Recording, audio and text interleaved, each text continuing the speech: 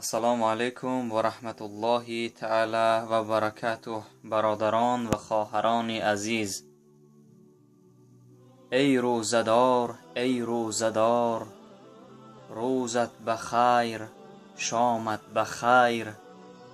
ای عاشقی پروردگار، روزت بخیر شامت بخیر.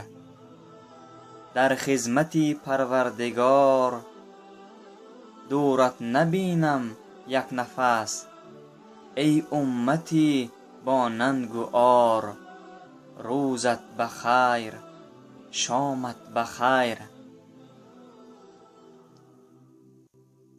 ز غم پروا مکن ای دوست، غم دنیا گذر دارد. اگرچه شب رسد اکنون، به دنبالش سحر دارد. اگر یار نداند قدر تو، از بحر او بگذر. عجب نبود که قدرت را به خود یاری دیگر داند. آدمان زود پشیمان می شوند، گاه از گفته هایشان و گاه از نگفته هایشان. اما سراغ ندارم کسی را که از لبخند زدنش پشیمان شده باشد. کی سیر به درد گشنگی زار شود، بی درد کجا شریک بیمار شود. بگذشته رود سواره از راه چو باد، از حال پیاده کی خبردار شود. زیبایی قرآن در آن است که تو نمی توانی پیامش را تغییر دهی، اما پیامش تو را تغییر می دهد.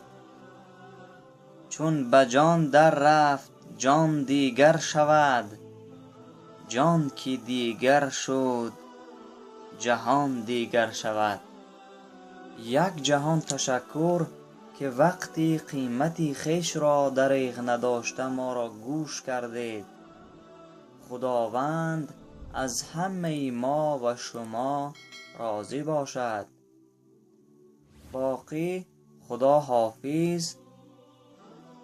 برادران و خواهران عزیز ما، باز رسیدیم به پایان نوار امروزه. تا نوارهای آینده سربلند و سعادتمند باشید. خدا حافظ دوستان عزیز و مهربان ما.